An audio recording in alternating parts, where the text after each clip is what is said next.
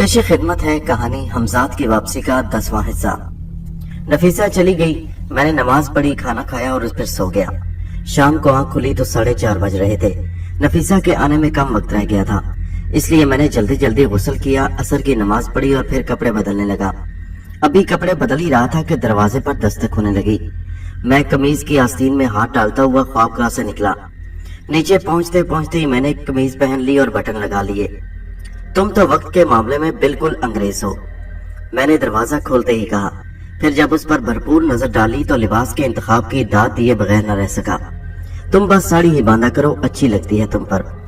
अयाज भी यही कहता है। वह मुस्कुराती हुई अंदर आई। तो क्या वाकई मेरी बातों का उस पर असर हुआ है, वरना इस वक्त उस आशिके नामुराद उसको याद ना आता। मैंने सोचा और फिर नशिस्तगाह में लाकर बिठा दिया। मैं अभी जूते और मोजे पहनकर आता हूँ ऊपर से, तुम बैठो आराम से और इस दौरान मैं ये सोच लूं कि कहाँ घूमने चलना है। ये कहकर मैं नशिस्तगाह से बाहर आ गया। कुछ ही देर बाद नफीसा के साथ एक टैक्सी में बैठा हुआ जिन्ना एवेन्यू की तरफ जा रहा था। कुछ देर उस इलाके में घूमकर हमारा इरादा रमना पार्क की तरफ जाने का था। जिन्ना एवेन्यू ढाका के अच्छे इलाकों में शुमार होता है। यही ढाका की मशहूर मस्जिद बैतुल मुकर्रम भी है और ढाका स्टेडियम भी। ढाका स्टेडियम के करीब मस्जिद है। स्टेडियम की दाहिनी जानिब मशहूर और तारीख अहमियत का हामिल पल्टन मैदान है। जिन्ना एवेन्यू पहुंचकर हमने टैक्सी छोड़ दी और फिर एक दूसरे के हाथ में हाथ डाले घूमते रहे। हम दोनों को देखकर शायद ही कोई कह सकता कि हमारे ताल्लुकात सिर्फ दोस्ती की हद तक है। क्यों न यहाँ से पैदल ही रमना पार्क की तरफ चले, मैंने तजवीज पेश की। हाँ चल सकते हैं, दूरी कितना है यहाँ से, वो खुश मिजाजी से बोली। मगर मेरे जहन में कुछ और ही था। खैर छोड़ें, मैं फिल्म देखने के बारे में सोच रही थी। उसने एक तरफ इशारा किया। हम उस वक्त गुलिस्तान सिनेमा के सामने से गुजर रहे थे। फिर कभी सही, मैं बोला। सारी खूबसूरत शाम वहीं गारत हो जाएगी। देखो कैसे हसीन बादल घिर घिर के आ रहे हैं, कैसा अच्छा मौसम है। इस मौसम में तो झील किनारे ज्यादा लुत्फ आएगा, क्यों है ना? मैंने उससे तस्दीक चाही। वो तो ठीक है, बादल भी तो मुझे अच्छे लग रहे हैं, मगर बरसने लगे तो सारा मजा किरकिरा हो जाएगा, वो हंसकर बोली। क्यों, भीगने में भी तो लुत्फ आता है और तमाशा भी बन जाता है आदमी, वो शोखी से बोली। खास तौर पर लड़कियां तो वाकई देखने की चीज बन जाती हैं। ये कहकर वो हंसने लगी। मैं उसका इशारा समझ गया और खुद भी हंसने लगा। फिर कहा, ऐसा करते हैं कि पैदल चलने के बजाय रमना पार्क के लिए टैक्सी कर लेते हैं, यहाँ से वहीं गप लड़ाएंगे झील के किनारे। रमना पार्क से ग्रीन रोड की तरफ जाते हुए खूबसूरत झील थी। मैं और नफीसा ने टैक्सी में बैठकर जरा ही देर में वहां पहुंच गए। नफीसा ने मेरी तजवीज फौरन मान ली। एक तो छुट्टी का दिन था, दूसरा मौसम भी खुशगवार, इसलिए झील के किनारे किनारे सब्जाजार पर खासे लोग बैठे हुए थे। मैं किसी मुनासिब जगह की तलाश में नफीसा का हाथ थामे आगे बढ़ रहा था कि एकदम ठिठक गया। सामने से एक जोड़ा हाथ में हाथ डाले आता दिखाई दिया। ये दोनों ही मेरे लिए अजनबी नहीं थे। मैं उन दोनों को खिलाफे तवक्को वहां देखकर हैरान रह गया। मैंने उन दोनों को पहली बार चालगाम के एक पार्क में देखा था। लड़के का नाम जाहिद था और लड़की का नाम समीना।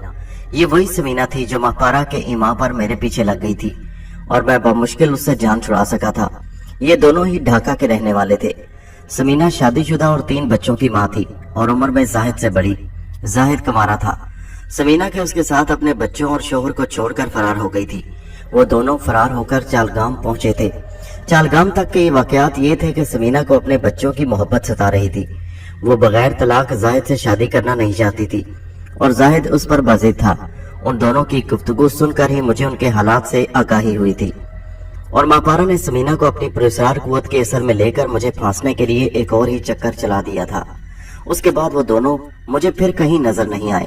वो दोबारा कैसे मिल गए और फिर ढाका किस तरह वापस आ गए, इससे मैं बेखबर था। ढाका से तो वो दोनों फरार हुए थे, फिर यहाँ कैसे पहुंच गए?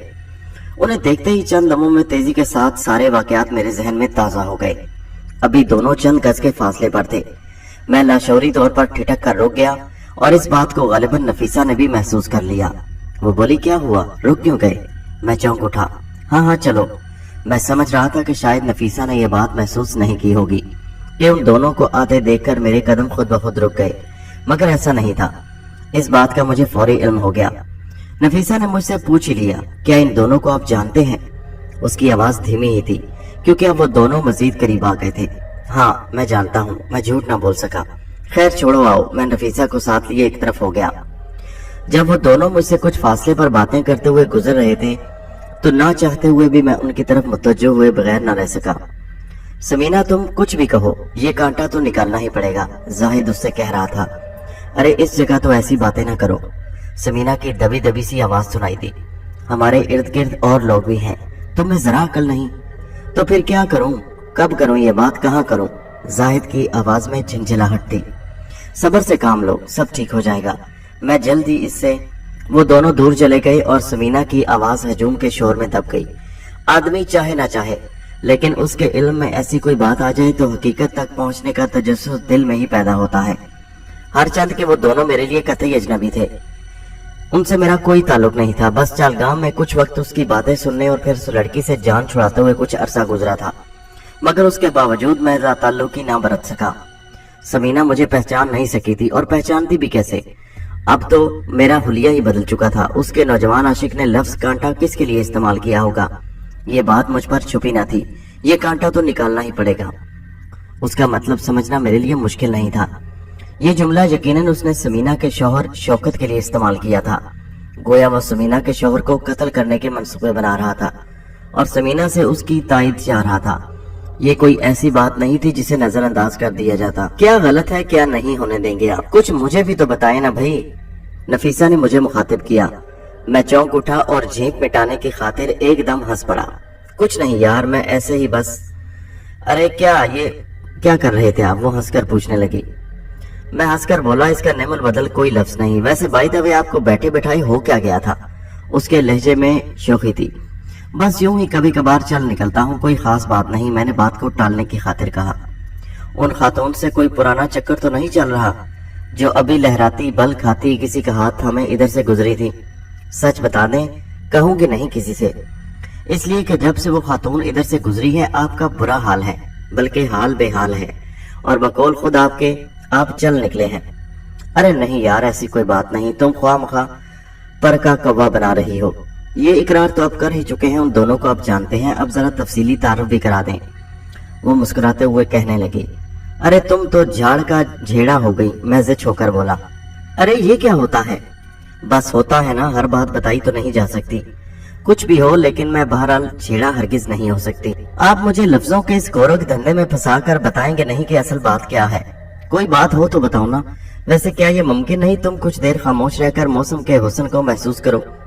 देखो झील का पानी यहाँ से कितना अच्छा लग रहा है, और वो परिंदे देख रही हो ना, किस तरह कतार बना के आगे पीछे उड़ते जा रहे हैं।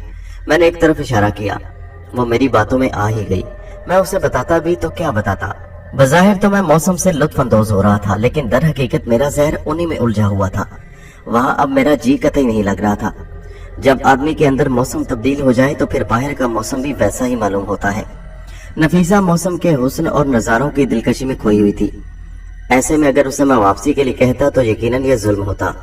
वो महरूम लड़की शायद एक काफी अरसे के बाद अपने माहौल के हबस और हालात की घुटन से बाहर निकली थी। उसके अंदाजो द्वार से यही जाहिर हो रहा था, लेकिन मेरा जहन कहीं और ही था। मैं ये चाहता था कि जल्द अज जल्द घर पहुंचकर हमजाद के जरिए उन दोनों के हालात से वाकिफ हो जाऊं, और इस सिलसिले में फौरी तौर पर जो मुमकिन हो वो करूं। ये मामला मेरे अंदाजे के मुताबिक एक बेगुनाह शख्स के मुतवक्को कत्ल का था, और ये बात मेरे इल्म में आ चुकी थी। बहरहाल ये गलत ही होता कि मैं मकदूर रखने के बावजूद खामोश रहता। वो लम्हा गालिबन कबूलियत का था। अचानक हल्की हल्की फुहार पड़ने लगी। सिर्फ चंद ही जोड़े और कुछ ही अफराद फुहार के बावजूद वहां रुके। बाकी सब जल्दी जल्दी अपने अपने घर की राह लेने लगे। उन्हीं में नफीसा भी थी और मैं भी। आप तो कह रहे थे कि भीगने में बहुत मजा आता है, वो मेरे साथ तेज तेज कदम उठाते हुए बोली। और अपनी बात भूल गई कि लड़कियां तमाशा बन जाती हैं। मैंने भी जवाबन कहा, तो वो मैं तुम्हें तमाशा नहीं बनाना चाहता। फुहार के साथ ही तेज हवा भी चल रही थी। नफीसा की जुल्फें उसी तेज हवा से बिखर रही थी और बार बार उन्हें संवार रही थी। उसकी साड़ी भी उसे परेशान कर रही थी। बहरहाल किसी न किसी तरह काफी देर के बाद हमें एक टैक्सी मिल ही गई। इस दौरान मैं नफीसा और मैं दोनों तकरीबन भीग चुके थे। मैं दानिस्ता उसकी तरफ देखने से गुरेज कर रहा था कि कहीं मेरे अंदर छुपा हुआ शैतान मुझे आजमाइश में न डाल दे। मोहम्मदपुर पहुंचकर मैंने नफीसा को उसके घर के दरवाजे पर उतारा, क्योंकि उस वक्त तक फुहार तेज बारिश में बदल चुकी थी। पकोड़े तलने का मौसम है, वो चलते चलते बोली। कहें तो लाऊं तल के? नहीं, मैंने टैक्सी का दरवाजा बंद करते हुए कहा। जल्दी से जाकर कपड़े बदल लो वरना जुकाम हो जाएगा। ये कहकर मैंने टैक्सी वाले को इशारा किया और बोला, اب ذرا اس طرف سامنے والے مکان کے دروازے پر روک لو، میں اتنے میں پیسے نکالتا ہوں۔ میں نے ٹیکسی والے کو منہ مانگے پیسے دیے، اس لیے اس نے انکار نہیں کیا اور ٹیکسی موڑ کر میرے گھر کے دروازے پر لگا دی۔ میں نے اسے پیسے ادا کیے اور ٹیکسی کا دروازہ کھول کر اترا۔ گھر میں پہنچتے ہی میں نے لباس تبدیل کیا، مغرب کی نماز پڑھی اور پھر فوراً ہی حمزاد کو طلب کر لیا۔ ارشاد علی، حمزاد ظاہر ہوتے ہی میرے سامنے مؤدبانہ جھکا۔ پکوڑے حاضر کروں یا گرم گرم چائے؟ اس کا انداز ہی ایسا تھا کہ مجھے بے اختیار ہنسی آ گئی۔ تم تو اس طرح میرے سامنے آداب بجا لا رہے ہو جیسے میں بادشاہ سلامت ہوں اور تم میرے خادم۔ میرے بادشاہ تو آپ ہی ہیں، حکم کریں بس وہ۔ اچھا تو خادم صاحب سنیے، معاملہ بہت سنگین ہے اور شاید رنگین بھی۔ اس نے فوراً ہی گویا گرہ لگائی۔ کافی آرائی کی بات نہیں ہو رہی، میں سنجیدہ ہو گیا۔ یہ ایک شخص کے قتل کا معاملہ ہے۔ یہ کہہ کر میں نے اسے تفصیلات سے آگاہ کر دیا، پھر بولا، تم معلوم کر کے آؤ کہ یہ چکر کیا ہے۔ کیا واقعی میرا قیاس درست ہے؟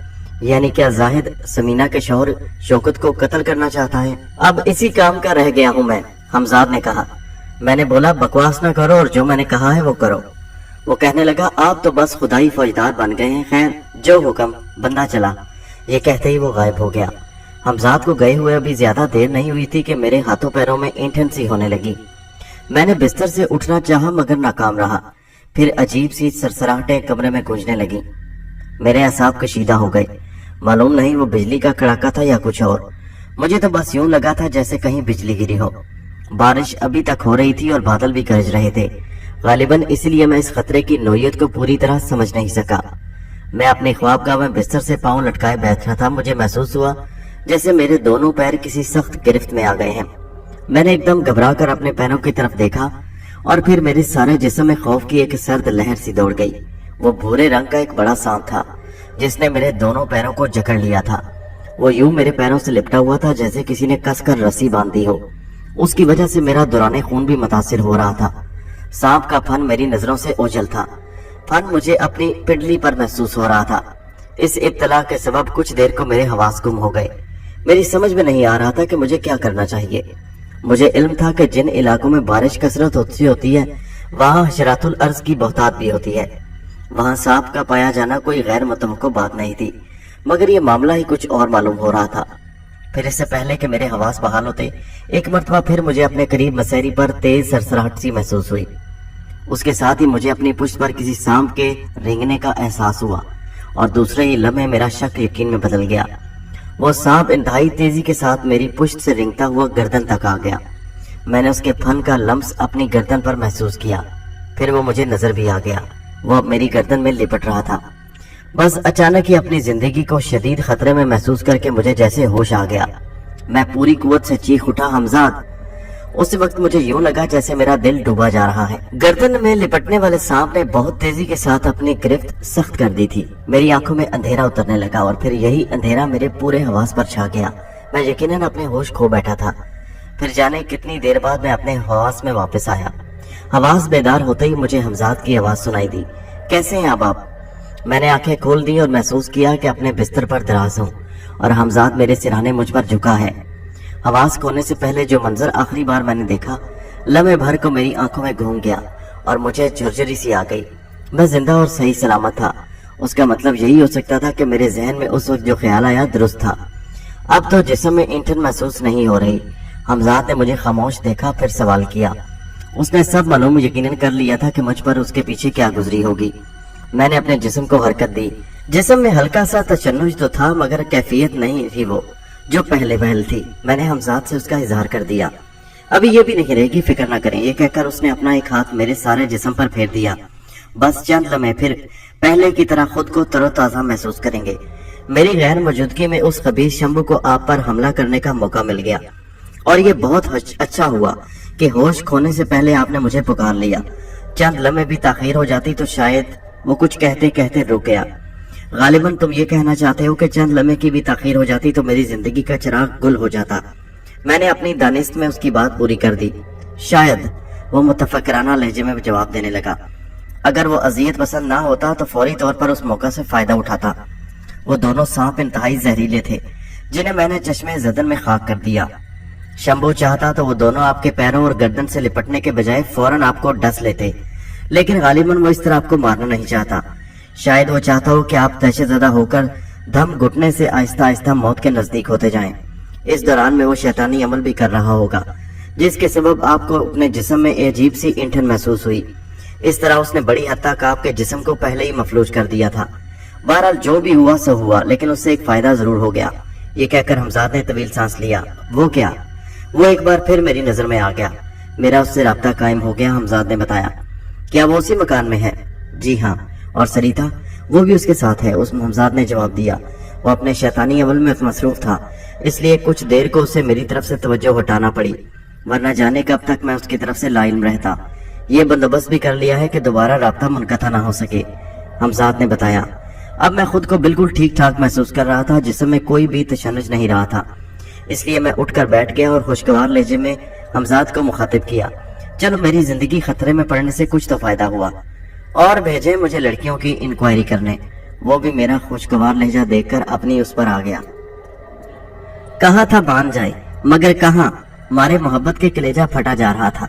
अहमद तुम तो, मुझसे क्या इलाका उसका। ऐसे ही कहते हैं और फिर बाद में सारा इलाका हथिया लेते हैं। ना फिर नशेब देखते हैं ना फराज। ये भी मेरा और वो भी मेरा। बकवास किए जाओगे कि कुछ बताओगे भी कि क्या हुआ था, जिस काम के लिए भेजा था तुम्हें। बस चंद ही लम्हे बाद तो बुला लिया था आपने मुझे। इतनी देर में क्या खाक मालूम करता। खैर, चंद लम्हे भी नहीं थे। अब तुम इतनी गप भी न छोड़ो। चले चंद मिनट सही, मगर चंद मिनट काफी तो नहीं होते। गोया तुम कुछ भी मालूम नहीं कर सके। मैंने उसे घूर कर देखा, क्योंकि ये नामुमकिन सी बात थी कि वो कुछ भी मालूम ना कर सका हो। उसके लिए इतना वक्त भी कम नहीं था। यकीनन वो मुझे सताने के मूड में था। इस तरह घूर कर देखेंगे तो कुछ न कुछ बताना ही पड़ेगा। फिर उसने कहा, वो कहानी सुनानी शुरू की जिसके इब्तिदाई वाकयात चालगाम में मुझे मालूम हो चुके थे। जाहिद और समीना के चालगाम तक पहुंचने तक के वाकयात बताकर खामोश हो गया। फिर क्या हुआ? मैंने उसे खामोश देखकर बेताबी से कहा। फिर क्या हुआ ये जानने के लिए कल का अखबार मुलाहिजा कीजिए। तुम फिर सिरक गए ना? अरे वही तो, और वहीं तक तो बताऊंगा जो मालूम करके आया हूँ। अपनी तरफ से ठोकने लगूं क्या? तुमने जो वाकयात बयान किए हैं ये तो मेरे इल्म में भी थे। असल मसला तो ये था कि वो ढाका कैसे लौट आए। खैर, अब मालूम कर लेना। जी नहीं, वो फौरन बोल उठा। क्या जी नहीं?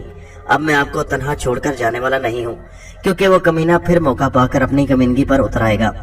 ये तो बहुत बुरा हुआ, मैं दानिस्ता फिक्रमंद होकर बोला। क्या? इसी बहाने तो हर वक्त तुम मुझ पर मुसल्लत रहोगे और मेरा जीना दोबर कर दोगे। मेरे साथ रहने पर तो आप इतनी नाक मुंह चढ़ा रहे हैं, और उन मसम्मात नफीसा बेगम के साथ सारा दिन गुजार दिया तो कुछ नहीं, हमजाद बोला।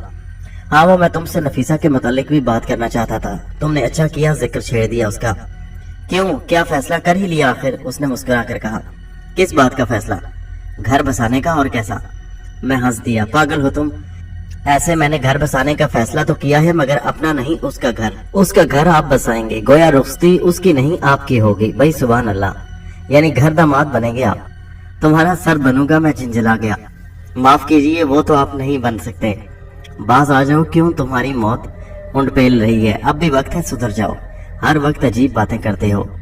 मौत का डंड पेलना, और जरा ये इरशाद हो कि ये कौन सी उर्दू है? आप मेरी उर्दू में बहुत कीड़े निकालते थे, आज पकड़े गए। उस वक्त जो मामलात दरपेश थे मेरे नजदीक सभी तवज्जो तलब और संजीदगी से गौर करने के थे। हमजाद शायद उन्हीं की तरफ से मेरी तवज्जो हटाने की खातिर इधर उधर की उड़ा रहा था, ताकि मेरे जहन पर दबाव न पड़े। अभी कुछ देर पहले मुझ पर कातलाना हमला हो चुका था। मैं एक खतरनाक सूरत हाल से गुजरा था। मौत गोया मेरे बहुत करीब आकर वापस चली गई थी। हमजाद के खलूस नीयत से मुझे इनकार नहीं था, लेकिन बहरहाल ये शंभू के मसले का हल नहीं था कि उसकी तरफ से तवज्जो हटा ली जाए। यही सोचकर मैं संजीदा हो गया, और हमजाद को भी एहसास कुछ ही देर में हो गया। बहुत हो गया अब। मैंने बिलाखिर हमजाद से कह ही दिया। अब उससे दो दो हाथ करना ही पड़ेंगे। यानी? हमजाद ने वजाहत चाही। यानी ये कि बस अब आज रात इधर या उधर। आज मैं भी जाऊंगा तुम्हारे साथ, और जो होगा देखा जाएगा। वो जवाबी हमले का मुंतजिर होगा। हमजाद ने अपने अंदेशे का इजहार किया। हुआ करे, बहुत हो गई एहतियात। मैं निस्बतन तेज लहजे में बोला। पानी अब सर से गुजरने लगा है। वो कमीना शायद मुझे बुज़दिल समझ बैठा है। उसे शायद मालूम नहीं कि मेरे अंदर कितना जहर भरा हुआ है। मैंने अगर खुद ही उसे जहर को मार रखा है तो इसका मतलब ये नहीं कि मैं शेख करामत नहीं रहा। लम्हा व लम्हा मेरा गुस्सा बढ़ता गया। शंभू को आज रात मालूम हो जाएगा कि उसके मुकाबले पर कौन है, चूहा कहीं का। आज आप फिर मुझे पहले वाले शेख करामत नजर आ रहे हैं। हमजाद ने दबे दबे लहजे में ख्याल आराई की। बिल्कुल वही शख्स जो कभी खतरात से मुंह नहीं मोड़ता था। हाँ, मैं वही हूँ। صرف اتنا تغیر مجھ میں ضرور ہوا کہ اب میرا سارا غصہ بدی کے لیے ہے اور شمبھو مجسمے بدی ہے۔ اس کے بعد حمزاد میرا اشارہ پا کر نظروں سے اوجھل ہو گیا۔ میں نصف شب گزرنے کے بعد شمبھو سے نمٹنا چاہتا تھا اور اس کا اظہار میں نے حمزاد سے کر دیا تھا۔ اس وقت تک میں اس معاملے پر غور و فکر کرنا چاہتا تھا جس کے لیے تنہائی ضروری تھی۔ غصے کی زیادتی میں عموماً بھوک پیاس اڑ جاتی ہے۔ اس رات اس لیے کھانے کو بھی میرا جینا چاہا۔ پھر ادھر 12 بجے میں نے حمزاد کو طلب کر لیا۔ چلو اس کمینے کی طرف، میں نے اسے دیکھتے ہی کہا۔ حمزاد میرے چہرے پر نگاہ ڈال کر کچھ نہ بولا۔ غالباً اس نے اندازہ لگا لیا تھا کہ میں ابھی تک غصے میں ہوں۔ پھر کچھ ہی دیر بعد حمزاد نے مجھے بادام تلی گھاٹ پہنچا دیا، بوڑھی گنگا کے کنارے، جس جگہ جہاں میرے دشمن شمبھو کا قیام تھا اور جہاں سریتا تھی۔ اس وقت میرے سارے جسم میں بجلی سی کوند رہی تھی۔ میرا جی چاہ رہا تھا کہ اپنے دشمنوں کو للکاروں کہ دیکھ میں آ گیا ہوں، نکل اپنے بل سے بزدل کہیں کہ اب تو میری سریتا پر ظلم نہیں ڈال سکے گا۔ سامنے ہی مجھے مکان تاریکی میں ڈوبا نظر آیا جہاں میرے دشمن نے پناہ لے رکھی تھی۔ فیصلہ کن لمحات آن پہنچے تھے۔ پھر اس سے پہلے کہ میں حمزاد کو کوئی حکم دیتا اس نے خود ہی مجھے مخاطب کیا۔ میں اندر گھسنے کی کوشش کرتا ہوں، فی الحال آپ ٹھہریے۔ لیکن میں کچھ کہتے کہتے رک گیا، پھر بولا ٹھیک ہے جاؤ، اور سنو یہ خیال رکھنا کہ سریتا شدت جذبات سے مجھ سے بولا نہیں گیا، آپ مطمئن رہیے۔ اس نے مجھے تسلی دی اور پھر دوسرے لمحے میں نے اسے آندھی اور طوفان کی مانند سامنے والے مکان کی طرف جھپٹتے دیکھا۔ اس لمحے مجھے بس ایک زناٹے کا سا احساس ہوا، یہ یقیناً حمزاد کی تیز رفتاری کے سبب ہوگا۔ وہ غالباً دانستہ میری نظروں سے اوجھل نہیں ہوا تاکہ میں اسے دیکھ سکوں۔ مکان کے باہر اتنی تو روشنی تھی کہ میرا حمزاد مجھے نظر آتا رہتا۔ اس گلی میں کافی فاصلے سے بجلی کے کھمبے لگے ہوئے تھے۔ ہاں، مکان کے اندر مکمل اندھیرا تھا۔ شاید ایک لمحہ ہی گزرا ہوگا کہ میرے کانوں سے زبردست کڑاکے کی آواز ٹکرائی اور میں اچھل پڑا۔ اسی کے ساتھ میں نے مکان کی بیرونی سمت میں بجلیوں کے کوندے سے لپکتے دیکھے۔ بجلی کے یہ کوندے میرے حمزاد کی اطراف اس طرح پھیل گئے تھے جیسے اسے اپنی گرفت میں لینا چاہتے ہوں۔ مجھے یہ سمجھنے میں دیر نہیں لگی کہ بظاہر جو فضا پرسکون نظر آ رہی تھی حقیقتاً پرسکون نہیں تھی۔ میرا دشمن چوکنا تھا۔ اس نے لازماً اپنی حفاظت کا بندوبست کر رکھا تھا تاکہ مکان میں کوئی داخل نہ ہو سکے۔ میں نے واضح طور پر دیکھا کہ میرا حمزاد کوندوں کے اس جال کو توڑ کر نکل گیا۔ چند لمحے بعد حمزاد اس مکان میں داخل ہو چکا تھا۔ یقیناً اس نے شمبھو کا حصار توڑ ڈالا تھا اور ایسا وہ پہلے بھی ایک بار کر چکا تھا۔ یہ واقعہ نارائن گنج کا تھا۔ حمزاد کو غالباً اس حفاظتی حصار کا اندازہ ہو گیا تھا، اس لیے وہ اپنی پوری قوت اور تیزی رفتاری کے ساتھ اسے ٹکرایا تھا۔ یہ سوچ کر میرا دل تیزی کے ساتھ دھڑکنے لگا کہ حمزاد کو ناکامی نہیں ہوئی۔ مکان کے اندر سے مجھے ایک تیز چیخ سنائی دی اور یہ تیز چیز یقیناً سریتا کی ہی تھی۔ اس تیز چیخ نے جیسے میرے وجود کو دونیم کر دیا اور جیسے اپنا ہوش میں نہ رہا میں۔ سریتا، میں چیخ اٹھا اور پھر اس کے ساتھ تیزی سے مکان کی طرف دوڑا۔ میں آ رہا ہوں سریتا، میں بھاگتے ہوئے چیخ پڑا۔ چند فرلانگ کا فاصلہ میں نے لمحوں میں طے کر لیا۔ اس وقت مجھے ہوش نہ تھا کہ اس مکان کے گرد حفاظتی حصار قائم ہے اور نہ یہ احساس کا مکان کا دروازہ اندر سے بند ہے، میں اس میں داخل نہیں ہو سکتا۔ ہوش و آواز سے بیگانہ انسان ہو جائے تو کب اسے کچھ یاد رہتا ہے۔ میں دوڑتا ہوا جیسے ہی مکان کے دروازے تک پہنچا، کسی نادیدہ قوت نے مجھے جھٹکے سے پیچھے دھکیل دیا۔ مجھے یوں لگا جیسے سارے جسم میں آگ لگ گئی ہو۔ میں زمین پر گرتے ہی ایک بار اٹھا اور تکلیف اور اذیت کے باوجود دوبارہ دروازے کی طرف لپکا۔ مکان کے اندر سے اب تک عجیب سی آوازیں سنائی دے رہی تھیں، کبھی گھٹی گھٹی سی چیخیں، کبھی تیز سرسراہٹیں اور کبھی ایسی آوازیں جیسے تیز آندھی کا شور ساری فضا کو لپیٹ میں لیے ہو۔ یقیناً میرے حمزاد اور شمبھو کے درمیان مار کا ارائی جاری تھی۔ ایسے میں اس مارکے میں سریتا پر کیا گزر رہی تھی میں اس سے بے خبر تھا، لیکن اتنا اندازہ ضرور ہو چکا تھا کہ وہ اس ہنگامے سے الگ نہیں ہے اور اسی کا حصہ بنی ہوئی ہے۔ اس خیال نے مجھے بے چین اور ہوش و حواس سے بیگانہ کر دیا، اور نہ ایک بار پھر نادیدہ حفاظتی حصار سے ٹکرا کر گرنے کے بعد دوبارہ مکان کے دروازے کی طرف نہ لپکتا۔ دوسری کوشش مجھے پہلی کوشش سے بھی زیادہ مہنگی پڑی۔ اس مرتبہ مجھے اتنی زور کا جھٹکا لگا کہ میرا سارا جسم جھنجھنا اٹھا۔ میری آنکھوں کے آگے اندھیرے کی چادر پھیل گئی اور میں اپنے پیروں پر بھی کھڑا نہ رہ سکا۔ زمین پر گرتے ہی اپنے قریب مجھے تیز قسم کی سرسراہٹ محسوس ہوئی۔ میں نے کچھ فاصلے پر ایک بڑے سے سیاہ سانپ کو انتہائی تیز رفتاری سے ایک طرف جاتے دیکھا۔ اس سیاہ سانپ کی اطراف دودھیا روشنی سی تھی، چمکیلی دھند سی۔ اس ایک لمحے میں مجھے اتنا ہی نظر آ سکا کہ سانپ زخمی تھا۔ شمبھو، میرے ذہن میں ایک کوندا سا لپکا۔ اسے میں نے اپنی آنکھوں سے جون بدلتے دیکھا تھا۔ شاید وہی حمزاد کے مقابلے میں پسپا ہونے کے بعد جون بدل کر فرار ہو رہا تھا۔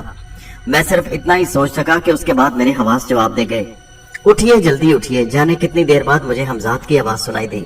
میں نے جلدی سے آنکھیں کھولی اور دیکھا اس مکان کے دروازے کے سامنے پڑا ہوں۔ اس کا مطلب یہ تھا کہ میں زیادہ دیر غفلت میں نہیں رہا تھا۔ حمزاد جلدی مجھے ہوش میں لے آیا تھا۔ غالباً اس نے میرے جسم پر ہاتھ پھینک کر مجھے جسمانی اذیت سے نجات دلا دی تھی۔ یہ اندازہ مجھے اس وقت ہوا جب میں فوراً ہی اٹھ کر کھڑا ہو گیا اور مجھے اپنے جسم میں کوئی تکلیف محسوس نہ ہوئی۔ اٹھتے ہی میری نظر مکان کے دروازے پر پڑی جو اب کھلا تھا۔ حمزاد کچھ کہے بغیر میرا ہاتھ تھامے تیزی کے ساتھ اس مکان میں داخل ہو گیا۔ اندر پہنچ کر میں اس کے ساتھ تقریباً دوڑنے لگا۔ ایک تبدیلی میں نے یہ محسوس کی کہ اب مکان کی اوپری منزل تاریک نہیں تھی۔ صحن میں سے ایک سیڑھی اوپر منزل پر جا رہی تھی۔ حمزاد مجھے ساتھ لیے اب اسی سیڑھی پر چڑھ رہا تھا۔ اوپر 2 کمروں میں سے ایک روشن تھا۔ حمزاد اسی روشن کمرے میں اپنے ساتھ مجھے لے گیا۔ کمرے میں قدم رکھتے ہی مجھے علم ہوا جیسے وہ کمرہ شدید طوفان کی زد میں ہو۔ ہر چیز ٹوٹی پھوٹی پڑی ہو، کوئی چیز اپنی جگہ نہ تھی۔ شاید اسی سبب فوری طور پر میری نگاہ سریتا کو تلاش نہ کر سکی۔ وہ اسی ملبے کے درمیان ہی ایک جگہ زمین پر پڑی ہوئی تھی۔ جلد ہی حمزاد نے مجھے اس تک پہنچا دیا۔ سریتا پر نظر پڑتے ہی میرا دل ڈوبنے لگا۔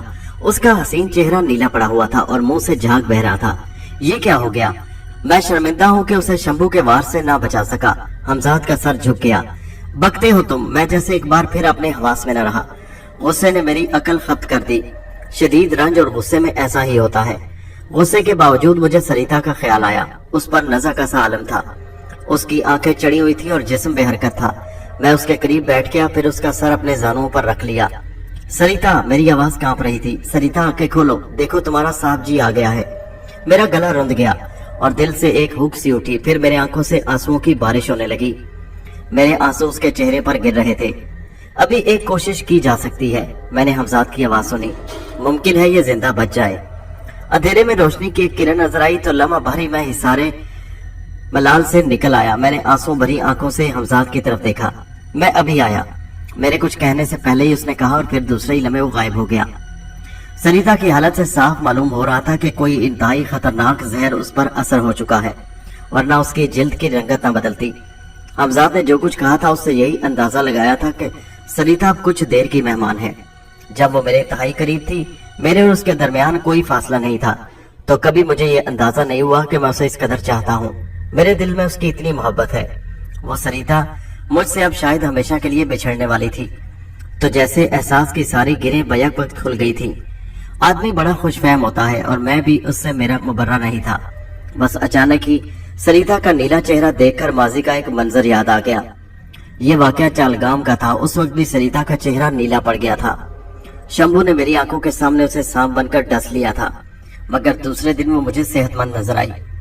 میں نے اس خوش فہمی میں مبتلا ہو گیا کہ شاید اس وقت بھی ایسا ہی ہو، لیکن ممکن ہے سریتا کی یہ وقتی حالت ہو۔ میں نے سوچا اور یہ بھول گیا کہ پہلے اس کے منہ سے جھاگ نہیں بہا تھا۔ حمزاد کی واپسی میں چند لمحے لگے ہوں گے، مگر مجھے یوں محسوس ہوا کہ وہ بہت دیر میں لوٹا ہے۔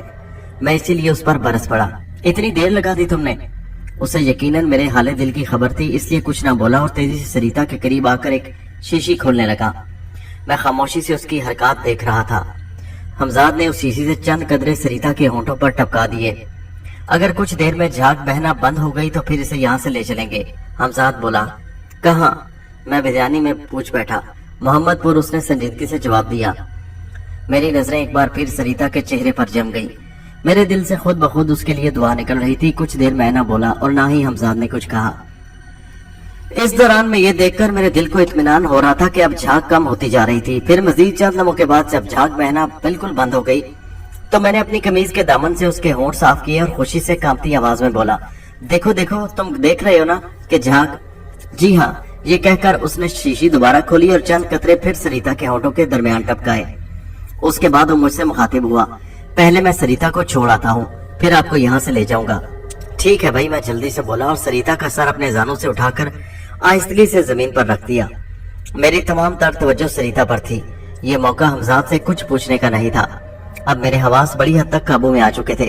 یہی سبب تھا کہ جب حمزاد سریتا کے جسم کو فرش سے اٹھانے کے لیے جھکا تو پہلی بار میں نے اس کے چہرے پر نگاہ کی اور چونک اٹھا۔ اس کا چہرہ دھواں دھواں سا اور نسبتاً جھلسا ہوا لگ رہا تھا۔ شمبھو سے مارکا رائی کے دوران میں یقیناً کسی نہ کسی حد تک وہ متاثر ہوا تھا۔ اس پر کیا گزری اور شمبھو کس طرح بچ کے نکل گیا، یہ تفصیلات بعد میں بھی معلوم کی جا سکتی تھی، اس لیے کہ فی الحال سریتا کو بچانا زیادہ ضروری تھا۔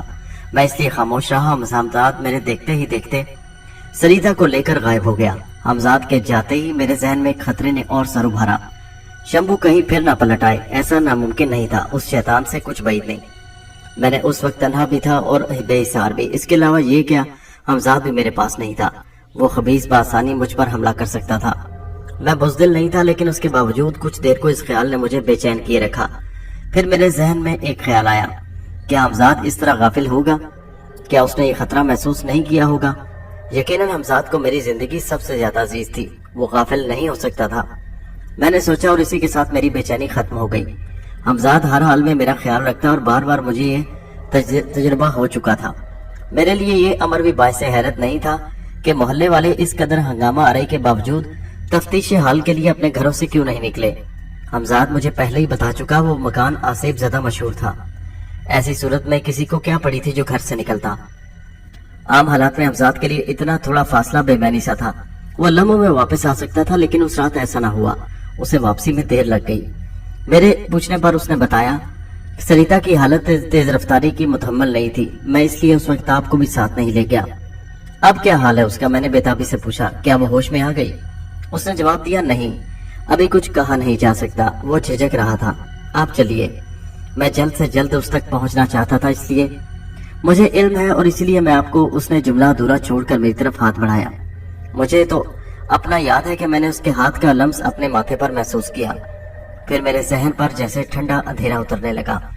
उसके बाद मैंने अपने जिस्म में तेज सनसनाहट महसूस की और होश खो बैठा। मुंतशिर हवास जमा हुए तो मैंने खुद को अपनी ख्वाबगाह में पाया।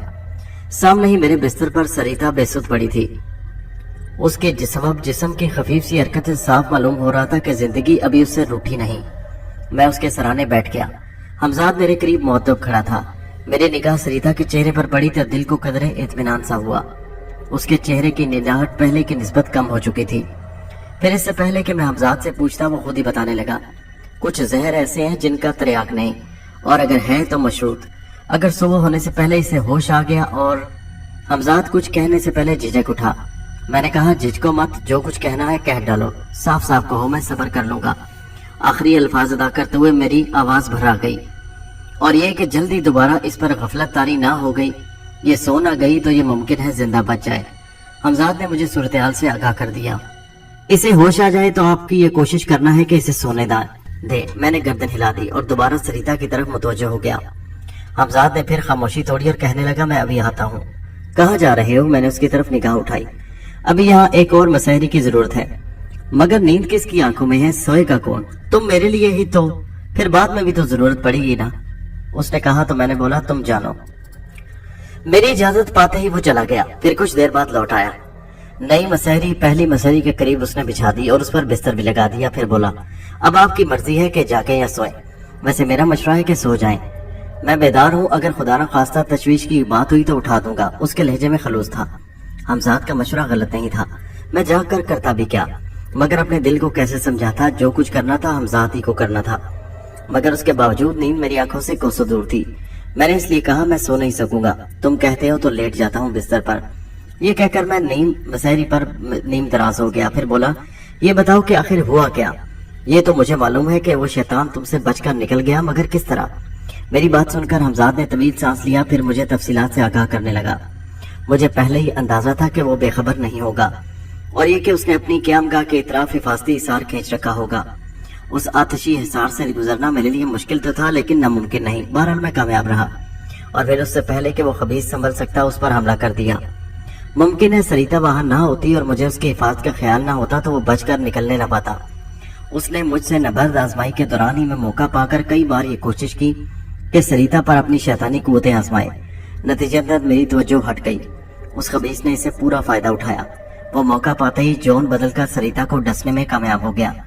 उधर मेरी तवज्जो सरिता की तरफ हुई, उधर उसने अपने इतराफ चमकीले गुबार का हिसार खींच लिया और फिर निकल भागा। मुझे आपकी फिक्र भी थी कि कहीं जाते जाते वो आप पर हमला न कर दे। मैं इसलिए आपके तहफ्फुज़ की खातिर मकान से बाहर आ गया। मेरा अंदाजा गलत नहीं था।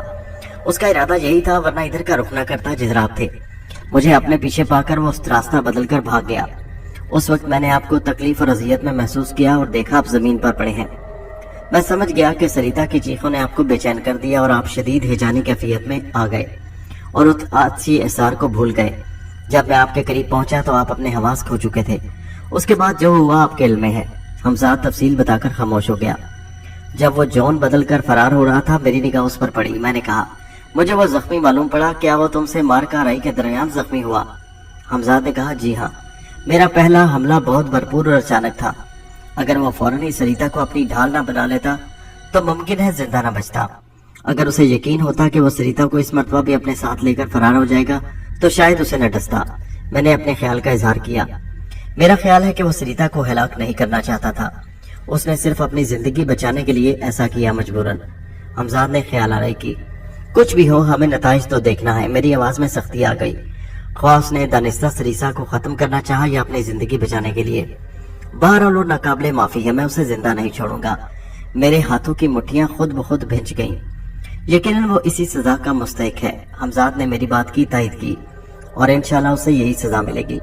ये कहकर हमजाद ने दीवार पर लगी हुई घड़ी देखी और फिर सरिता की तरफ बढ़ने लगा। मैं खामोशी के साथ हमजाद की नकलो हरकत देखता रहा।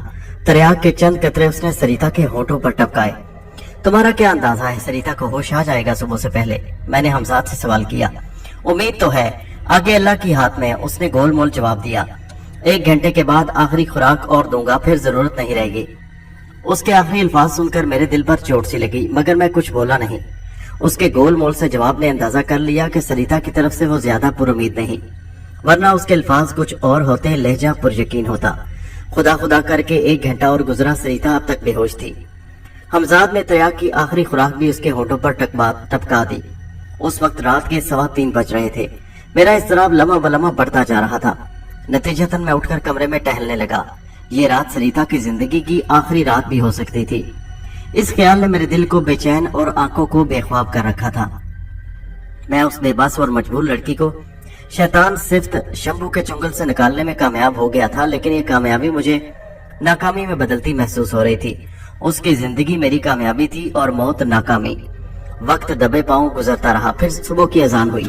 उधर सरिता को होश आ गया। उसके सिराने आकर मैं बैठ गया। सरिता, मैं चीख उठा। तुम? जज्बात की शिद्दत ने मेरी जुबान गुम कर दी। उसकी आंखें सुर्ख हो रही थीं। मैंने उसके लबों को हरकत करते देखा। उसने यकीनन कुछ कहा, मगर आवाज मध्यम थी। कुछ सुनाई न दिया। मैं फौरन झुक गया। कहो सरिता, क्या कहना चाहती हो?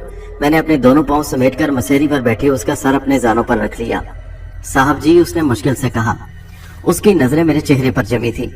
मैं खुश हूँ साहब जी कि आपके जानों पर सर रखकर इस दुनिया से रुखसत हो रही हूँ।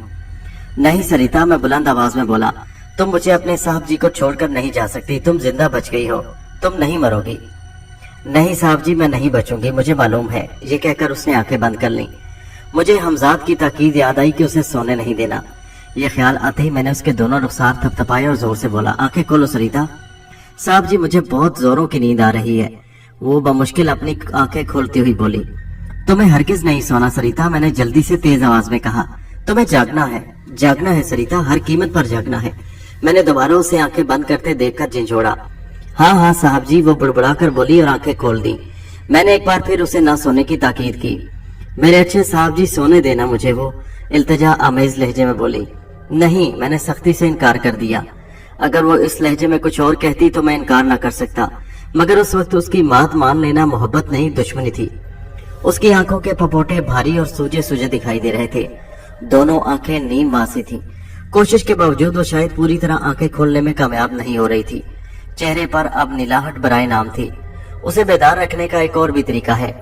हमजाद मुझसे मुखातिब हुआ, जो मुसव्वरी के करीब खड़ा था। वो क्या? मैंने बेताबी से पूछा। शोर हंगामा। इतना शोर करे कि ये सो ना सके, लेकिन ये नामुमकिन मालूम होता है। क्यों? ऐसा क्यों? मैं बगैर सोचे समझे बेदानी में कह गया। सारा मोहल्ला जाग जाएगा। हमजाद ने अपने खदशे का इजहार किया। क्या ये मुमकिन नहीं कि शोर बाहर सुनाई न दे? मैंने चंद लम्हे खामोश रहते हुए पूछा। वैसे भी फजर की अजान हो चुकी है, दिन तो वो तो ठीक है, लेकिन शोर सुनकर लोग इस तरफ मुतवज्जो होंगे। हमजाद बोला, आप ऐसी सूरत में क्या कहेंगे लोगों से? और ये मुमकिन नहीं कि शोर बाहर सुनाई न दे। ये कहते ही हमजाद ने मेरी तवज्जो सरिता की तरफ कराई। उसने फिर आंखें बंद कर ली थी। आम हालात में यकीनन ये मेरा अमल वहशियाना होता। मैंने अपने दिल पर जबर करके सरिता की दराज जुल्फें अपनी मुट्ठी में जकड़ ली और उसे झिंझोड़ डाला। उसने करा कर एकदम आंखें खोली और हैरत से मेरी तरफ देखने लगी। मैंने उसकी आंखों में शिकायत की तहरीर पढ़ ली थी। उसे शायद मुझसे तवक्को नहीं थी। सरिता उठकर बैठ जाओ, मैंने सख्ती से कहा और फिर उसे सहारा देकर उठाने लगा। फौरी तौर पर मेरे ज़हन में यही तरकीब आई। वो बगैर कुछ कहे उठने की कोशिश करने लगी। तुम अब अगर सो गई तो मुझसे बुरा कोई ना होगा। मैंने एक बार फिर उसके बालों को झटका दिया। अब वो मेरे सहारे बैठी हुई थी। उसके मुंह से सिसकी निकली और उसके साथ उसने गिला भी किया। साहब जी आपको क्या हो गया? पहले तो आपने कभी, उसने जुमला अधूरा छोड़ दिया। पहले तुम कभी मौत से इतने करीब नहीं हुई, मैंने दुख भरे लहजे में कहा। मौत तो आना है ना साहब जी, वो ख्वाबनाक लहजे में बोली। अगर आज आपने मुझे बचा लिया तो कल फिर वो, उसकी आवाज में खौफ था। अरे भूल जाओ उस शैतान को, मैंने बुलंद आवाज में कहा। अब वो तुम्हें मुझसे छीन कर नहीं ले जा सकेगा। शायद वो गनुदा सी आवाज में बोली, फिर अपना सर मेरे शाने से टिका दिया। सरिता मेरे शाने से सर हटा लो, मेरी आवाज में गुस्सा था। मुझे आराम मिल रहा है साहब जी, इस तरह वो रुक रुक कर बोली। इस वक्त आराम ही तुम्हारे लिए खतरनाक है। ये कहकर मैंने अपने हाथ से उसका सर अपने कंधे से हटा दिया। कुछ देर बाद महसूस हुआ कि ये तरकीब भी कारगर नहीं रही। वो मेरे सहारे बैठकर फिर सो गई थी। मैंने उसे एक बार फिर झंझोड़ डाला। अब अगर इसने आंखें नहीं खोली तो हमजाद, मैं तकरीबन चीख उठा। ये क्या हो गया इसे? ये आंखें क्यों नहीं खोल रही? अब वक्त गुजर चुका है, सब्र कीजिए, हमजाद मुर्दा सी आवाज में बोला। अब ये सिर्फ चंद लम्हों की मेहमान है।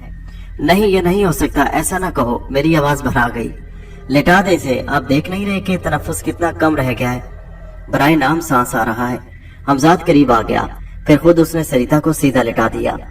सरिता, मैं पागलों की तरह चीखने लगा और उसके कंधों को दोनों हाथों में लेकर जोर से हिलाने लगा। आंखें खोलो सरिता, सब्र करें। हमजाद ने मेरे शाने पर हाथ रख दिया।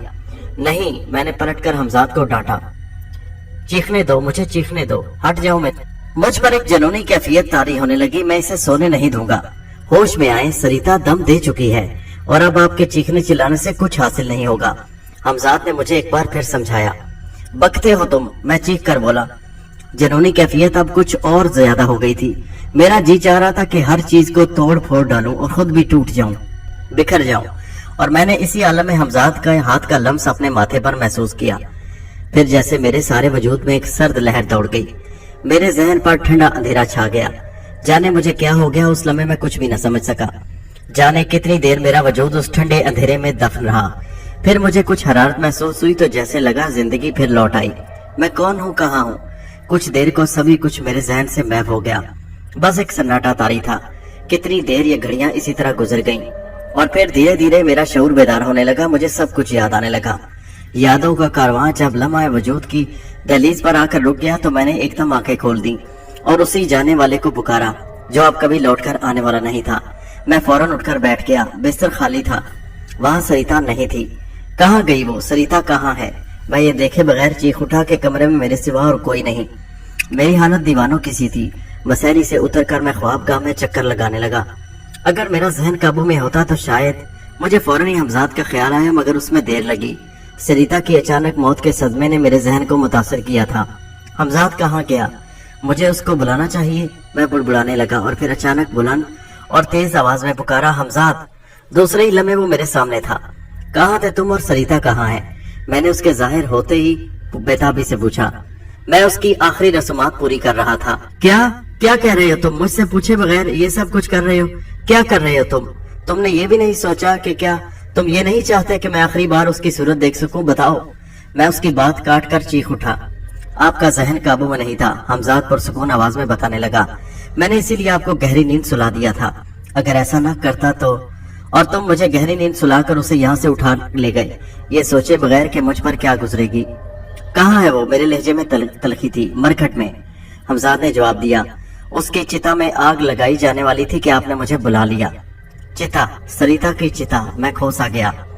जी हाँ, अब इस हकीकत को तस्लीम कर लें तो बेहतर है और मुझे जाने दें ताकि उसकी आखिरी रस्म अदा कर सकूं। मुझे भी ले चलो, मैं अपनी सरिता का चेहरा आखिरी बार देखना चाहता हूँ। मेरे सीने में किरचियां से बिखरने लगी।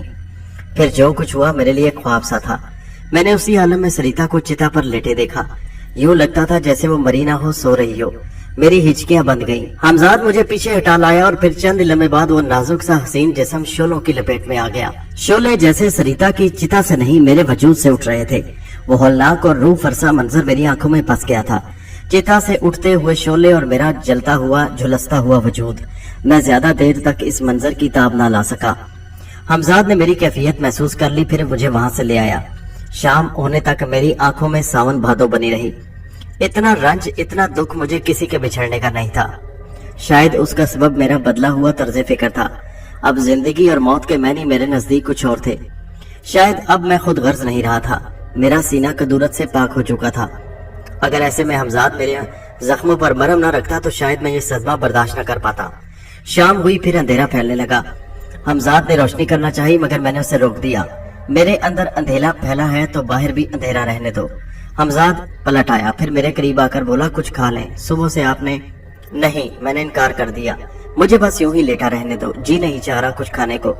उसी वक्त नीचे दरवाजे पर दस्तक हुई। मैं चौंक उठा। मुझे ख्याल ही ना आया कि दस्तक देने वाला कौन हो सकता है, इसलिए हमजाद को इशारा किया। नफीसा है, हमजाद ने बताया, कहें तो बुला लो। नहीं, जब दरवाजा नहीं खुलेगा तो घर में अंधेरा देखकर खुद ही चली जाएगी। मैं किसी से भी नहीं मिलना चाहता।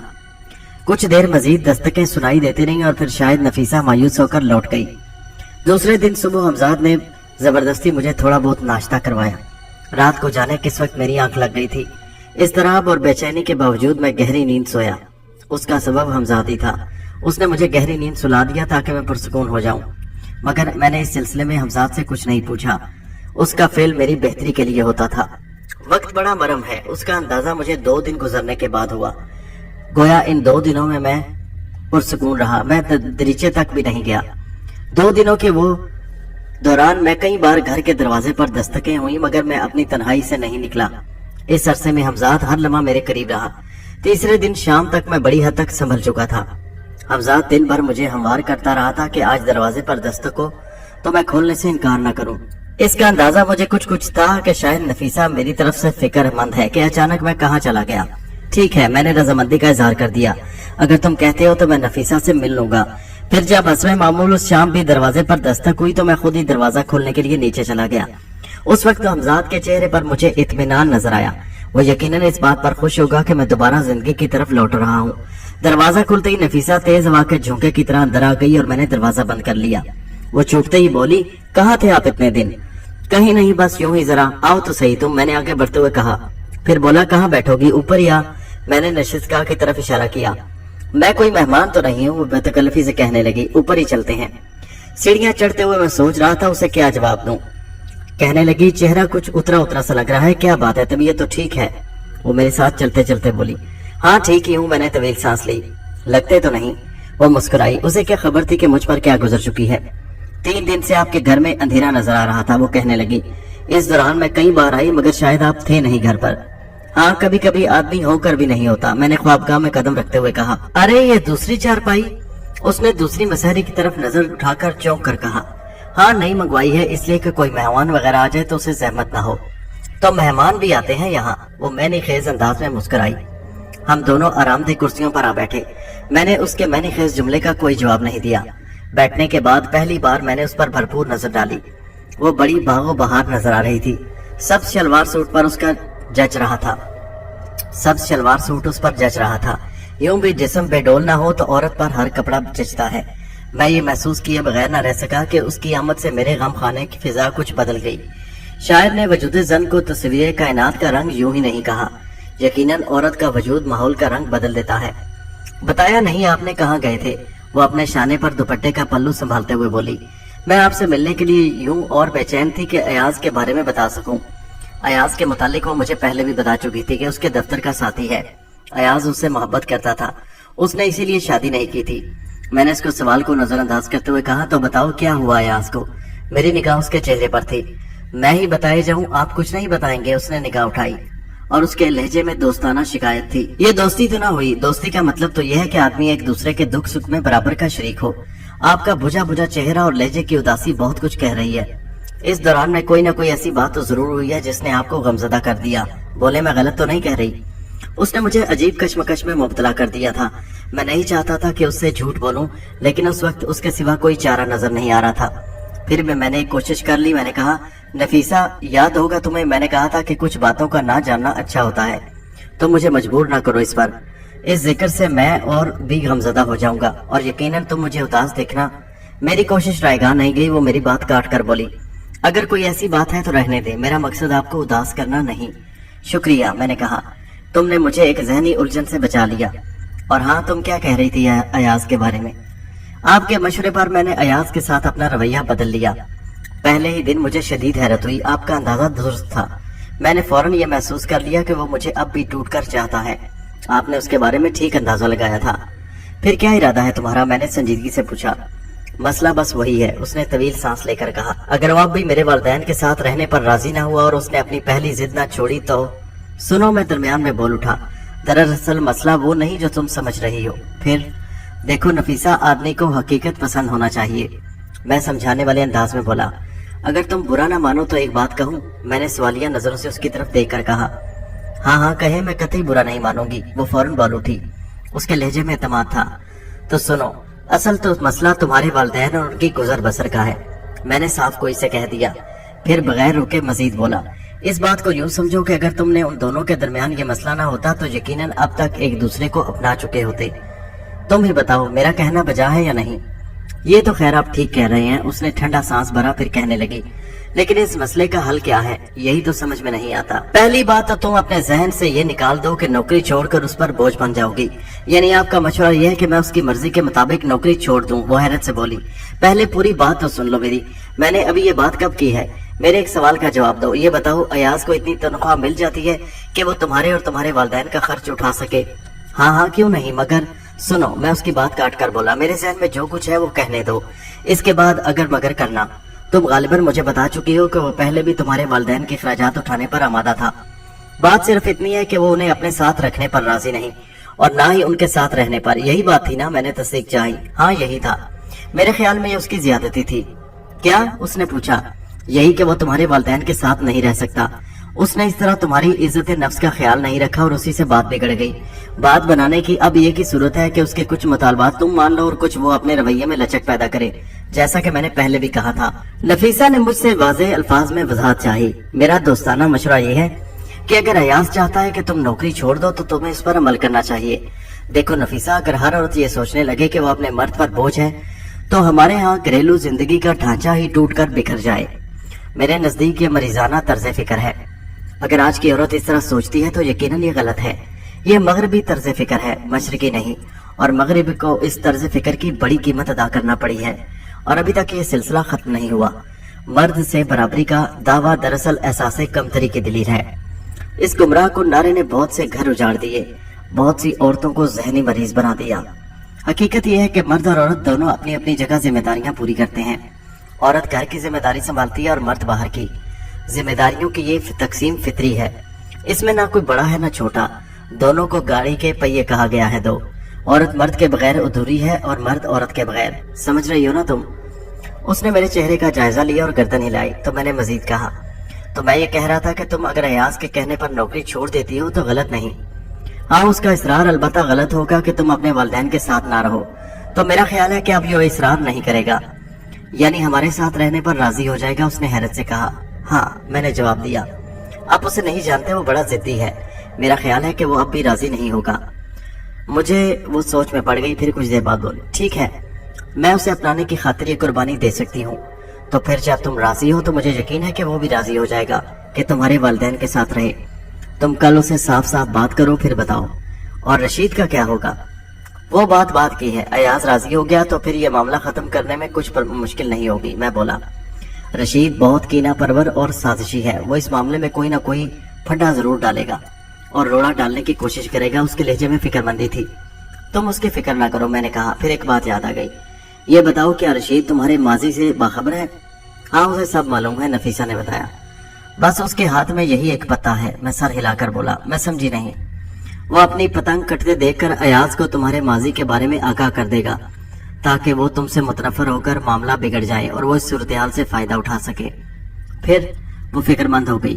फिर क्या होगा? ये बात तो मेरे जहन में थी नहीं। इसका कोई ना कोई हल निकल सकता है, मैंने सोचते हुए कहा। कैसे? वो बेचैन नजर आने लगी। वो तुम्हें चाहता है, इसका इकरार तुम खुद अपनी जुबान से कर चुकी हो और तुम भी जानती हो, मैं भी, कि माजी में तुम्हारे साथ जो कुछ हुआ उसकी जिम्मेदारी तुम पर नहीं आती। तुम बेगुनाह हो, मजलूम हो। अगर वाकई अयाज के दिल में तुम्हारी मोहब्बत है तो वो सब कुछ जान लेने के बाद तुम्हें अपनाने से गुरेज नहीं करेगा। हाँ, ये जरूर है कि उसे ये सारी बातें किसी और से नहीं, खुद तुमसे मालूम होना चाहिए, ताकि वो बाद में ये सोचने पर मजबूर ना हो कि तुमने उसे अंधेरे में रखा, धोखा दिया। ایک بات کوئی خود بتا دے اپنے بارے میں تو وہی بات کسی دوسرے کے توسط سے علم میں آئے، ان دونوں باتوں میں بڑا فرق ہے۔ تو میری بات سمجھ رہی ہو نا؟ بالفرض تم اسے خود ہی سب کچھ بتا دیتی اور بعد میں یہی باتیں رشید اسے بتائے تو اس پر کوئی غلط اثر مرتب نہیں ہوگا۔ میری بات سن کر نفیسہ کچھ دیر خاموش رہی، چہرے سے لگ رہا تھا وہ کچھ سوچ رہی تھی۔ کیوں، کیا بات ہے؟ میں نے اسے ٹوکا۔ کیا تم میری بات سے اتفاق نہیں کرتی؟ نہیں، ایسی بات نہیں، وہ آہستہ سے بولی۔ میں دراصل یہ سوچ رہی تھی کہ میرا ماضی کہیں اسے پچھتاوے کی آگ میں جلنے پر مجبور نہ کر دے۔ میرے خیال سے مرد سب کچھ برداشت کر لیتا ہے، لیکن چاہت کتنی ہی کیوں نہ ہو، یہ معاملہ ایسا ہے کہ وہ جھجکی اور اس کا جھجکنا بجا تھا۔ بات ہی ایسی تھی جسے زبان پر لانا اس کے لیے مشکل تھا۔ اس کے باوجود اس نے مثال دے کر اپنی بات کہہ دی کہ یہ بھی بات کہنے کا ایک طریقہ ہے۔ دیکھیے نہ جان بوجھ کر مکھی کون کھاتا ہے۔ بڑی حد تک اس نے سچی بات کی تھی، یہ بات خود مجھ پر بھی صادق آتی تھی۔ اگر اس کا ماضی آڑے نہ گیا ہوتا تو بھلا میں ہی کیوں پیچھے ہٹ جاتا؟ پھر بھی یہ کوئی کلیہ نہیں، ممکن ہے ایاز کی محبت میں اتنی وارفتگی ہو کہ اس کی پرواہ نہ کرے۔ میں نے سوچا، پھر اسے تسلی دینے کی خاطر کہا، سنو نفیسہ، آدمی ایک حد تک ہی وقت اور حالات کو اپنی مرضی کے مطابق چلانے یا گزارنے کی کوشش کر سکتا ہے۔ ہر بات اس کی مرضی اور خواہش کے مطابق نہیں ہوتی، لیکن جد و جہد جاری رکھنا چاہیے کہ یہی زندگی ہے۔ تم قدم تو اٹھاؤ، ممکن ہے خود بخود تمہارے راستے تمہارے حق میں ہموار ہوتے چلے جائیں۔ دیکھو، کچھ معاملات اس ذات واحد پر بھی چھوڑنے چاہیے، یعنی اللہ تعالیٰ جو ہر چیز پر قادر ہے۔ اس کے چہرے سے اطمینان چھلکنے لگا۔ میں اسے مزید کچھ دیر سمجھاتا رہا اور پھر وہ دوسرے دن شام کو آنے کا وعدہ کر کے چلی گئی۔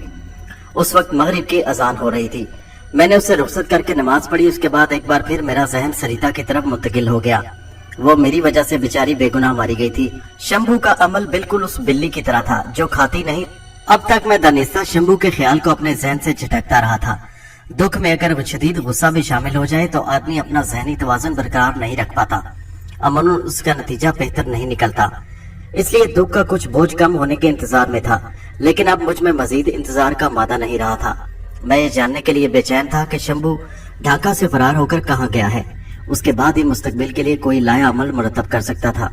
یہی سوچ کر میں نے حمزاد کو طلب کر لیا۔ مجھے علم تھا کہ جلدی یا دیر سے آپ مجھ سے یہ سوال ضرور کریں گے۔ حمزاد میری بات سن کر بولا، پھر بغیر رکے اس نے مزید کہا، میں نے اس کے بارے میں معلومات حاصل کر لی ہیں۔ یہ کہہ کر وہ چپ ہو گیا۔ تو پھر بتاؤ نا، میری آواز میں بے چینی تھی۔ وہ شدید زخمی حالت میں فرار ہوا تھا اور اسی لیے اسے کچھ دن مکمل طور پر آرام کی ضرورت ہے۔ یہی سوچ کر اس نے ایک محفوظ پناہ گاہ کا انتخاب کیا۔ کیا تمہارے نزدیک بھی وہ پناہ گاہ محفوظ ہے؟ میں نے سوال کیا۔ بڑی حد تک، یعنی میں نے وضاحت چاہی۔ شمبھو نے جس شخص سے شیطانی علوم کی ابتدائی تعلیم حاصل کی تھی وہ کلکتے میں ہے اور شمبھو نے اسی کے پاس پناہ لی ہے۔ کلکتہ میں، زیر لب بولا اور میرے ذہن میں جھماکے سے ہونے لگے۔ اس شہر سے میری بڑی یادیں وابستہ تھیں۔ کچھ دیر کو میں ماضی کی بھول بھلائیوں میں کھو گیا۔ یکے بعد دیگرے کتنے ہی چہرے پر صفائے ذہن پر ابھرے اور معدوم ہو گئے۔ یہ شہر گویا میرے ماضی کا حصہ تھا۔ یہی ماپارا نے خودکشی کی تھی، یہیں سے میں ڈھاکہ آیا تھا۔ اب یہ شہر پرایا ہو گیا تھا، لیکن میرے لیے نہیں۔ اب بھی اس کے گلی کوچے جیسے میرے وجود میں آباد تھے۔ اس شہر کا جادو ہی کچھ اور تھا، نشہ ہی کچھ مختلف تھا۔ برسوں پہلے حالات کچھ اور تھے، ان حالات میں میرے لیے یہی مناسب تھا کہ اس شہر کو خیر آباد کہہ دوں، لیکن اب حالات بدل چکے تھے۔ میں وہ شیخ کرامت نہیں رہا تھا جو کبھی تھا، نہ اپنے ظاہر میں نہ باطن میں۔ اب میرے لیے وہاں کوئی خطرہ نہیں تھا۔ حمزاد مجھے گمسم دیکھ کر نہ جانے کیا سمجھا اور مجھے اپنی طرف متوجہ کر لیا۔ آپ فکر مند نہ ہو، کوئی نہ کوئی راستہ نکل ہی آئے گا۔ ہاں، فی الحال کچھ دن کے لیے میرا مشورہ ہے کہ ادھر کا رخ نہ کیا جائے۔ وہ کیوں؟ میں نے بے خیالی میں پوچھ لیا۔ میں چاہتا ہوں کہ اس وقت سے فائدہ اٹھا کر پوری معلومات حاصل کر لوں۔ میرے نزدیک اب شمبھو سے زیادہ اہم اس کا گرو ہے جس نے اسے پناہ دے رکھی ہے۔ اب اصل مار کا آرائی شمبھو سے نہیں، اس کے گرو سے ہوگی۔ اس کے گرو کا نام گرو گوبند ہے۔ فی الحال اس سے زیادہ مجھے اس کے بارے میں کچھ معلوم نہیں، حمزاد نے بتایا۔ تمہیں یہ معلومات حاصل کرنے میں کتنے دن لگ جائیں گے؟ میں اب پوری طرح حمزاد کی طرف متوجہ ہو چکا تھا اور اس کی باتیں غور سے سن رہا تھا۔ یہ بتانا فی الحال میرے لیے مشکل ہے، لیکن میری کوشش یہی ہوگی کہ جلد سے جلد سب معلوم کر لوں۔ ٹھیک ہے، میں طویل سانس لے کر بولا، مجھے تمہارا مشورہ قبول ہے۔ اب اجازت دیجیے مجھے۔ ٹھہرو، میں نے کچھ سوچتے ہوئے اسے روک لیا۔ دراصل دکھوں کی دھند چھٹتے ہی مجھے ایک اور بھولا ہوا قصہ یاد آ گیا۔ یہ معاملہ ایک بے گناہ شخص کے قتل کا تھا۔ میں نے قدرے رک کر حمزاد سے کہا، جس رات شمبھو نے مجھ پر قاتلانہ حملہ کیا، میں نے تمہیں سمینہ، زاہد اور شوکت کے بارے میں معلومات حاصل کرنے بھیجا تھا، یاد آیا؟ جی ہاں، وہ بولا۔ میں چاہتا ہوں کہ میرے ضمیر پر بوجھ بھی نہ رہے۔ تم سمجھ رہے ہو نا؟ میں نے مختصراً کہا۔ اس یقین کے ساتھ میری بات کا ابلاغ یقیناً ہو جائے گا۔ حمزاد نے مجھے مایوس نہیں کیا اور مجھے اس سے یہی توقع تھی۔ उसने कहा, आप मुतमईन रहें, अगर अब तक कत्ल का ये मामला आगे नहीं बढ़ा और शौकत जिंदा है तो फिर मैं उसे कत्ल नहीं होने दूंगा। मुझे आपके जज्बात और एहसासात का पूरी तरह ख्याल है। एक और मसला भी था, मैं कदरे झिझकते हुए बोला। फिर मैंने उसे नफीसा के मसले से भी आगाह कर दिया। उस मसले के हल के लिए नमजाद को नफीसा के आशिक अयाज से राब्ता कायम करना है। मुझे पूरा यकीन था कि अयाज के जहन को काबू में करके मतलूबा नताइज हासिल करने में कोई दिक्कत पेश नहीं आएगी। मेरे नजदीक भी यही कार्य खैर था। ये मसला भी हल हो जाएगा, हमजाद ने मुझे यकीन दिलाया। अब आप अपने जहन पर कोई बोझ न रखें और जितना आराम करें बेहतर है। उसके लहजे में खलूस था। मुझे आराम के सिवा और काम भी क्या है, मैंने ठंडा सांस भरकर कहा। अब तुम जाना चाहते हो तो जा सकते हो। हमजाद चला गया। उसे सब कुछ बताकर यकीनन मेरे जहन का बोझ हल्का हो गया था। मुझे उस पर भरोसा था कि वह मामलात को एहसन और बखूबी संभाल लेगा। मेरे नजदीक अब तशवीशनाक मसला सिर्फ शंभू का था। मैं उसे किसी सूरत नजरअंदाज नहीं कर सकता था। कलकत्ता तो क्या, वो दुनिया के किसी भी कोने में चला जाता, मैं उसका पीछे न छोड़ता। उसने मेरे दिल पर ऐसा जख्म लगाया था जिसका भरना किसी तरह मुमकिन नहीं था। उस जख्म की कसक शायद जिंदगी भर मुझे तड़पाती रहती। दुनिया में तन्हाई से बढ़कर और कोई शायद अजाब नहीं। उसका पूरा अंदाजा मुझे गोया नई जिंदगी पाकर हुआ था। पहले मैंने कभी तन्हाई महसूस नहीं की और उसका सबब था, मैं अपनी खिलवतें रंगों और खुशबुओं से आबाद रखता था। लेकिन अब ऐसा नहीं था। मैंने तौबा कर ली थी और शायद तौबा कबूल करने वाले ने मेरी तौबा कबूल कर ली थी। मैंने सच्चे दिल से तौबा की थी, इसलिए ये यकीन भी था। मैं इस यकीन को बेयकीनी में बदलना नहीं चाहता था। इस वक्त भी मुझे बेहद तन्हाई महसूस हो रही थी। मैं अपनी तन्हाई का ज्यादा वक्त अब मुताले में सर्फ करता। उस वक्त भी मुझे यही ख्याल आता, इस अजाब से निजात पाने के इससे बेहतर कोई और सूरत नहीं। ख्वाबगाह से लगे कमरे को हमजाद ने मुतालियागाह बना दिया था। वहाँ हर मौजू पर तरतीब के साथ किताबें मौजूद थी। मेरे कदम खुद ब खुद उस कमरे की तरफ उठ गए। वहाँ किताबें बड़े सलीके और तरतीब के साथ रैकों में लगी हुई थी। कमरे में रोशनी के बाद मैंने उन रैकों पर एक तायराना निगाह डाली। हर रैक पर चिट लगी थी जो इस रैक में रखी हुई किताबों के मौजू से मुताल्लिक थी। मैं इन चिट्टों को पढ़ता हुआ आगे बढ़ने लगा। अब से पहले मैंने इन किताबों पर निगाह नहीं डाली थी और उसका बड़ा सबब यह था कि मुझे ढाका आने के बाद इतनी फुर्सत ही नहीं मिली। मुझे इन रैकों पर निगाह डालकर आगे अंदाजा हुआ कि हमजाद ने वहाँ मुख्तलिफ मौज़ूआत पर बेहतरीन किताबें जमा कर दी हैं। बिलाखिर मैं एक रैक के पास रुक गया। रैक पर एक कदीम पुरस्रार अलूम की चिट लगी हुई थी। अदब के साथ साथ यही मौजू हमेशा मेरी दिलचस्पी रहा है। मैं उस रैक में रखी हुई किताबों को निकाल कर देखने लगा। उर्दू, हिंदी, फारसी और अंग्रेजी, ये चारों जुबानें मुझे आती थी। हमजाद ने वहाँ किताबें जमा करते वक्त इस बात का ख्याल रखा कि इन जुबानों के सिवा किसी और जुबान की किताब नहीं। अंग्रेजी जुबान की एक किताब के पुश्ते पर मुझे अनबिलीवेबल इंडिया लिखा हुआ नजर आया, यानी नाकाबिले यकीन हिंदुस्तान। मुसन्नफ एक अंग्रेज था। मैंने वो किताब रैक से खींच ली और करीब ही पड़ी हुई एक आरामदेह कुर्सी पर नीम दराज होकर उसकी वर्कगर्दानी करने लगा। वो किताब बरतानिया के इचाती अदारे ने शाया की थी और उसे शाया हुए ज्यादा अरसा नहीं गुजरा था। मुसन्नफ की छोटी सी तहरीर के साथ किताब के पसे वर्क पर एक मुख्तसर सी तहरीर मुसन्नफ के बारे में थी कि उसने अपनी जिंदगी का बड़ा हिस्सा हिंदुस्तान में गुजारा है और ये कि उसका मकसद ही हिंदुस्तान के पुरस्रार अलूम पर तहकीक करना था।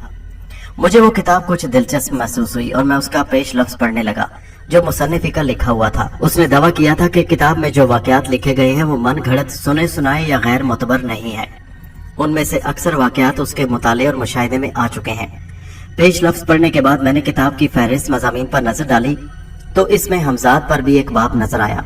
मैंने ये जानने के लिए कि मुसन्निफ का दावा हकीकत पर मबनी है या नहीं, किताब का वो बाब पढ़ लिया। दोस्तों, ये कहानी जारी है। इसका अगला हिस्सा नेक्स्ट वीडियो में मुलाहिजा कीजिए। नीचे कमेंट में जरूर बताइए कि आपको कहानी कैसी लगी